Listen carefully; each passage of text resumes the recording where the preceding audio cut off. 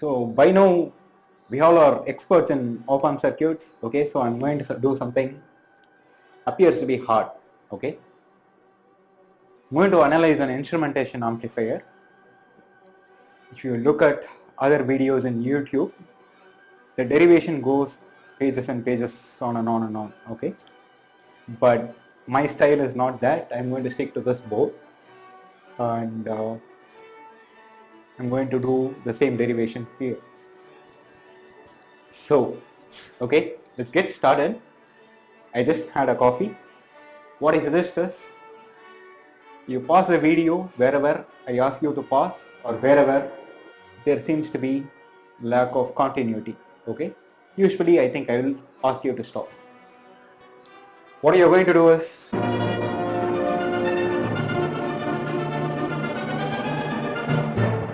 we are given an op-amp circuit. This circuit is known as an instrumentation amplifier. If you have been following this channel, if you got the question paper, I think you will have a larger version of the circuit. Okay. What the circuit is used to do is to actually given two signals, say V2 and V1. Okay. This circuit will take the difference of these two signals, say V1 minus V2, and apply a gain over to it. So this is the gain of this whole circuit. Okay, let's say we are given these values. Okay, for example, I'm going to call this R2 and this R1. Slightly differs from the R1 and R2 I showed earlier. So the resistor in the feedback loop is R1. Similarly, the resistor in the feedback loop is R1. The other resistor is R2. So R2 is 5.6, R1 is 4.7. Okay, that's in these two op-amps. Then when we go to the next op-amp, we have R3 and R4. We have R3 and R4 here too. Okay. R3 is 3.2 kiloohms and R4 is 5.6 kiloohms. See, one of the typical questions in exams is, what is the gain of this circuit? Okay. So if we know how the output voltage gets amplified based on the difference, we can say what the gain is. So this factor over here is the gain. If we calculate for these values for this circuit, it will turn out to be approximately 4.67. Okay, so in an exam, if you happen to remember this formula, you can plug it in and you can get this value. Say for students who are preparing for GATE, if you look at any standard book, they will directly give this formula. You look for solutions, they will directly give this formula and plug in these values and you get this 4.67. That's not going to help you, right, in an exam. You want to be able to derive this formula as quick as possible, which is what we are going to do here. Okay, so our strategy is the same: divide and conquer, then apply the two rules of op-amps. Okay, so in fact I have the entire derivation over here, already have it here, but let me take you through it. Okay, so let me erase this bit and get started with this bit.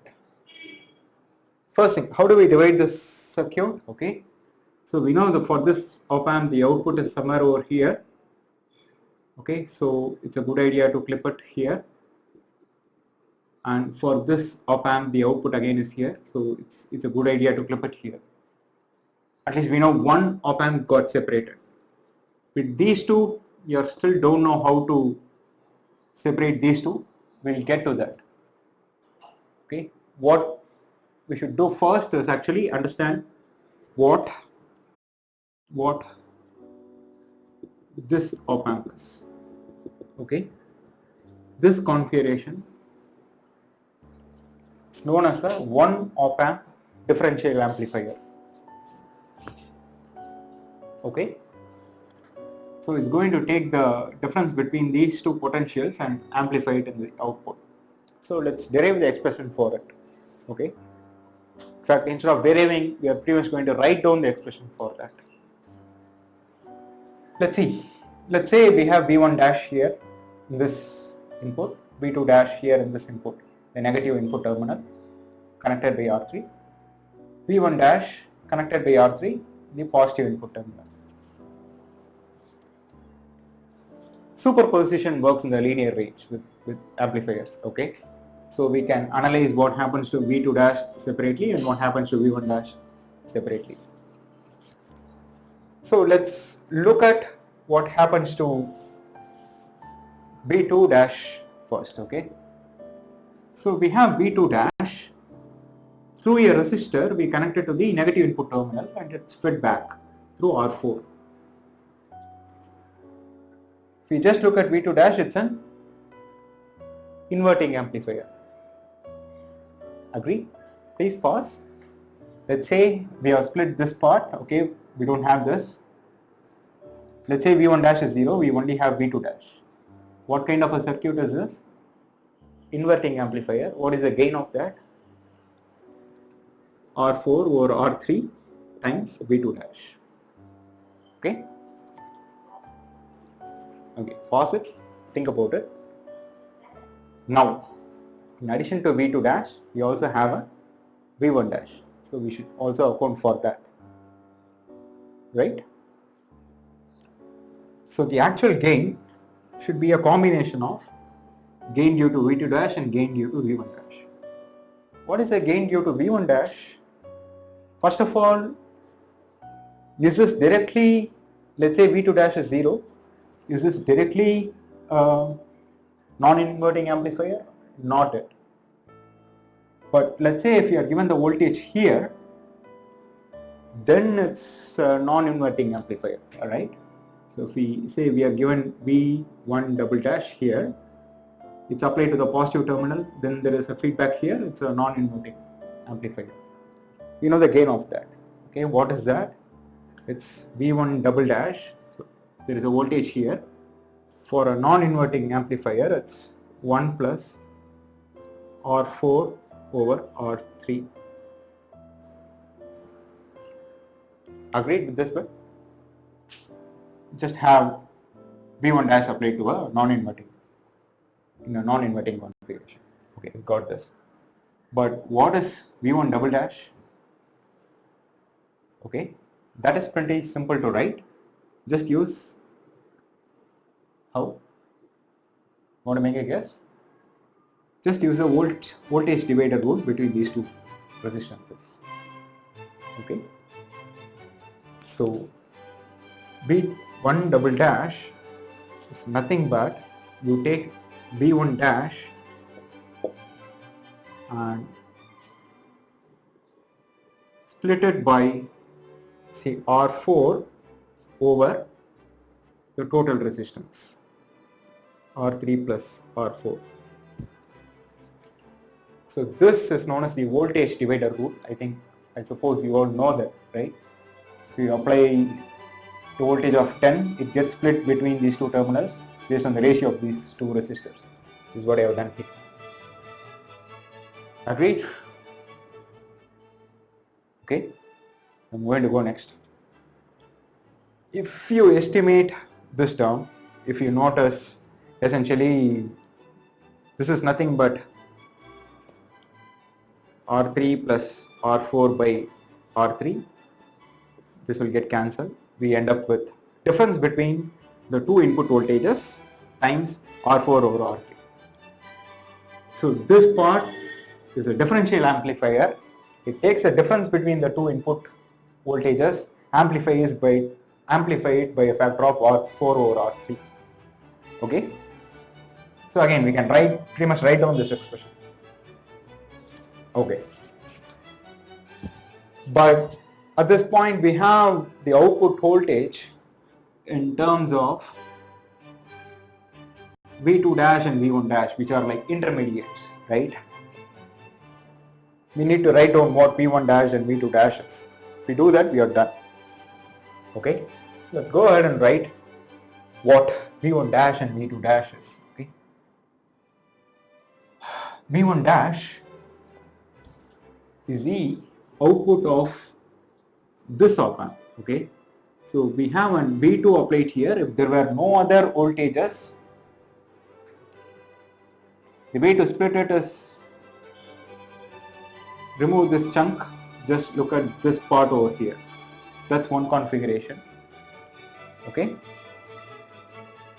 so if we just have V2, what should be the output here? This is non-inverting. So we have to take V2, it's non-inverting, times R1 is the feedback resistance. It's R1 over R2. Because initially we called this R2 and this R1. Now feedback resistance is R1. So R1 over R2. This should show up in the output. Given there is no other voltage in the system. Is that the case? No. The negative input terminal is connected to something else here, right? And what is it? Let's use the other two rules of op amps. This is V1 here. What should be this? Should be V1. So this should be V1. If you notice, if you split this circuit op amp like this, if you just apply V2, it's a non-inverting amplifier. If you just apply V1 here, what kind of an op amp is this? Pause it if you couldn't find it. We apply a voltage V1 to the negative input terminal. It's an inverting amplifier, right? So what's the gain of inverting amplifier? We just look at V1. V1, the gain is ratio of this R1 minus R2, and it's inverting, so it's negative. So the total voltage that's seen here, so this is V2 dash, by the way, is nothing but voltage due to gain due to V2 plus gain due to V1. Okay, are we clear? If you are not clear, I am going to go over this procedure again with respect to this op amp. In order to study this op amp, what I am going to do is to split the op amps like this. So okay, I know the input is here, I can split this without any issue. The question is here. So if we look at this chunk, I know this is something like, if I apply a potential here, something like a inverting amplifier. So I'm going to consider this segment now.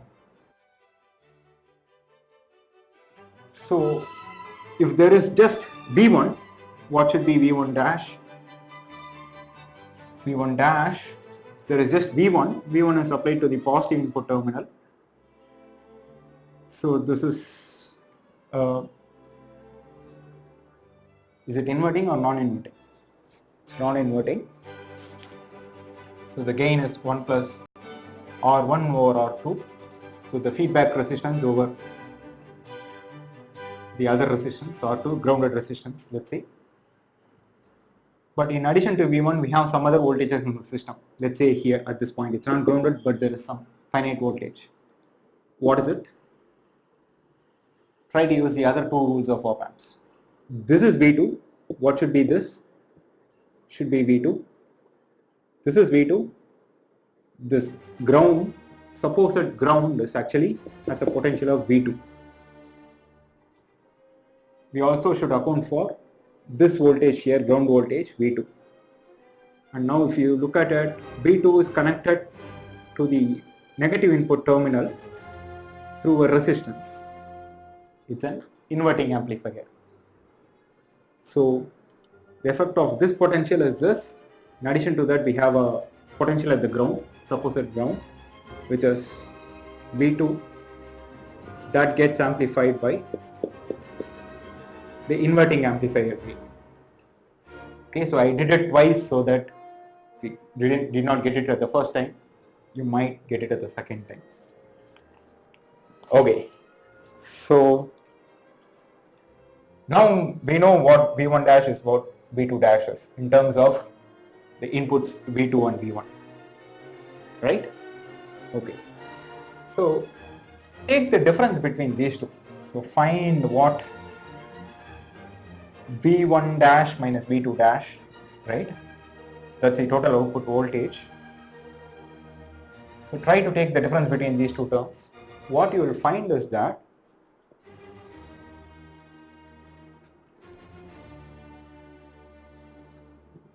this term is nothing but V1 dash minus V2 dash.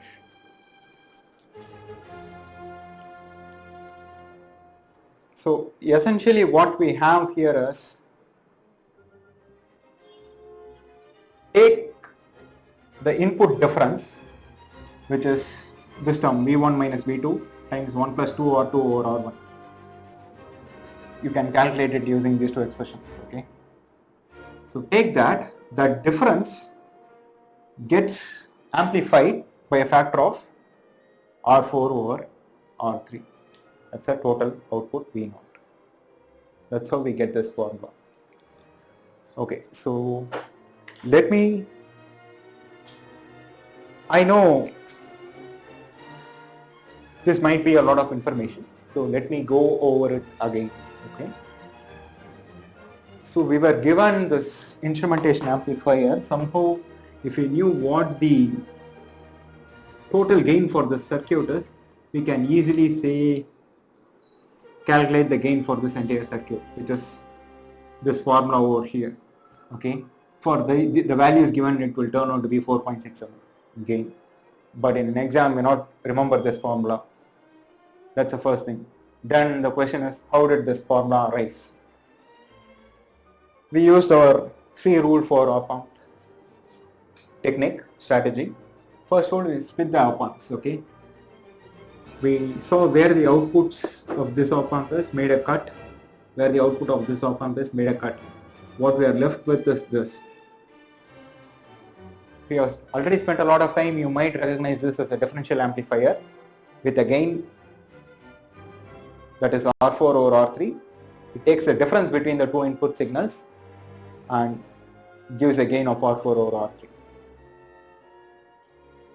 But if you did not know that, okay, what we did is, if just V2 is applied, it's an inverting amplifier, okay, just V1 dash is applied, take voltage divider rule, find V1 double dash here, then it's a non-inverting amplifier. So we got the output due to these two voltages. But these are intermediates. We also want to know what these two values are. So we went and wrote what these two values are. How did we do that? So we looked at one op-amp at a time. For the first op-amp, ideally this is usually one configuration, okay? If just V2 is there, we know it's a non-inverting op-amp, so we have this term. In addition to that, this usually grounded thing has a voltage of V1. So in addition to this, we have V1 times the gain of inverting amplifier. Similarly, we split the circuit in a different way, divided in a different way, or isolated in a different way, which is this. When we do that, we can write what V1 dash is. Once we have this, we can calculate what V1 dash minus V2 dash is. So we can calculate this output. That will turn out to be the term over here. Okay. Okay. With that, here the ECG signal conditioning circuits, biopotential amplifiers, and all that, they may look complex, but we need 3 things. First is ability to isolate the amplifier of interest and understand and characterize or analyze its inputs and outputs. How do we do that? Once we isolate any op-amp, we use 2 rules. If you remember the formulas, write them down, write the gains. Okay, at least for the inverting and non-inverting, I suggest you remember. we don't remember, okay, we know the potential at the two inputs are the same. The current that flows cannot enter the input terminals. With that, we could pretty much analyze any ideal op amp in its linear range. Okay. Hope you found this video useful, and of course I do understand this might be a lot of information but in one small space. Okay, I suggest you watch this again and again, perhaps discuss with your friends. If you do not understand any bits, or if there is a mistake with the sign here, if this is V2 dash means V1 dash, any of those things, please let me know in the comments and we'll address that. Okay, with that, thanks for watching, and I'll see you with more videos. Specifically, I'll try to make more videos on biopotential amplifiers because of the needs that I mentioned at the beginning of this video. Okay, thanks for watching.